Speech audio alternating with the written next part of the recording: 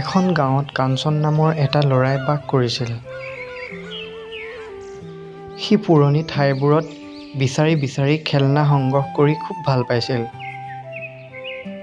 আৰু সি গাঁৱৰে আশে-পাশে থকা নতুন পুৰণা ঠাইবোৰ ঘূৰি পকি খুব ভাল পাইছিল।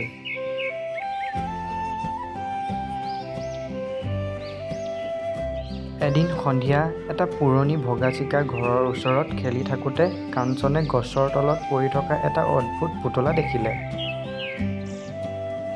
বাহ, এইটো কোনোবাই এৰি থৈ গ'ল নেকি? হে, নতুন খেলনা পাই গ'লো। খেলনাটো এতিয়া মই ঘৰলৈ লৈ যাম আৰু ইয়াৰ লগত মই সদায় খেলিমগৈ। এই বুলি কৈ কাঞ্চনে পুতলাটো ঘৰলৈ লৈ গ'লগৈ।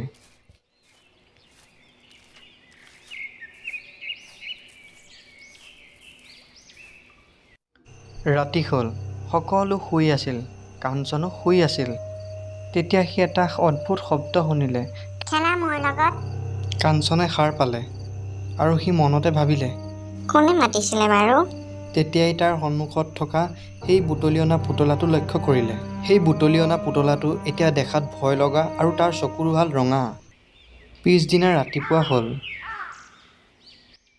কাঞ্চনে তাৰ ৰুমত গৈ দেখিলে তাৰ খেলনা বস্তুবিলাক ইফালৰ পৰা সিফাললৈ গতি কৰি আছিল। দেখাত বহুত ভয় লগা আৰু সৰু সৰুকৈ মাতিও আছিল। কাঞ্চনে মনতে ভাবিলে, এয়া সঁচাই নে মোৰ মনৰ ভ্ৰম বাৰু?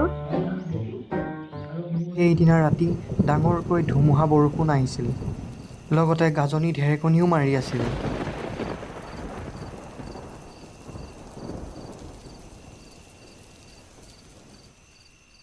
কাঞ্চনে নিজৰ বিচনাত শুই আছিল আৰু হঠাৎ ডাঙৰকৈ গাজনি মাৰিল। এটা বৰ ভয় লগা শব্দ হ'ল। কাঞ্চনে সাৰ পাই দেখিলে পুতলাটো আহি তাৰ বিচনাৰ ওচৰত বহি আছিলহি। কাঞ্চন লাহে লাহে তাৰ ওচৰলৈ গ'ল। সি সেই মজিয়াখনতে থিয় হৈ আছিল। কাঞ্চনে অলপ ভয় কৰিলে। তেতিয়াই পুতলাটোৱে ক'লে, মই অকলে আছিলোঁ বহুত দিন ধৰি, মোৰ লগত কোনেও খেলা নাছিলে।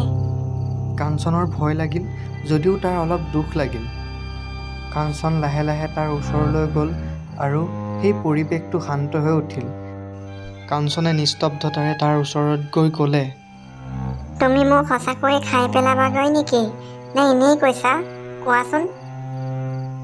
পুতলাটোৱে লাহেকৈ মূৰটো জোকাৰিলে আৰু ক'লে, মই বিচাৰোঁ এজন প্ৰকৃত বন্ধু, যিয়ে মোৰ লগত সদায় খেলে, মোৰ লগত কথা পাতে আৰু মোৰ লগত গান গায়। তুমি মোৰ লগত সদায় কথা পাতিবা আৰু মোৰ লগত গান গাবা। মই তোমাক কেতিয়াও নাখাওঁ, বুজিলা? কাঞ্চনৰ এতিয়া ভয় নাইকিয়া হ'ল। এতিয়া সি সেই পুতলাটোক তুলি ল'লে আৰু ক'লে, আমি দুটা সদায় লগতে থাকিম। আমি সদায় খেল খেলিম, ফুৰিবলৈ যাম আৰু আমি বহুত কথা পাতিম। তুমি আৰু মই সদায় লগতে থাকিম। এতিয়া ব'লা, দুইটাই গৈ বাহিৰত ধুনীয়াকৈ খেল খেলোঁগৈ আৰু সদায় এনেকৈ আমি মিলা-প্ৰীতিৰে থাকিম।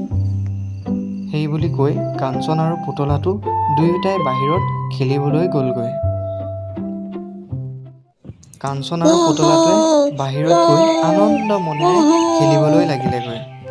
তুমি মোৰ আজিৰ পৰা বন্ধু আৰু আমি দুটাই সদায় মৰমেৰে খেলা-ধূলা কৰি থাকিম, হ'বনে? বন্ধুসকল, আজিলৈ ইমানেই।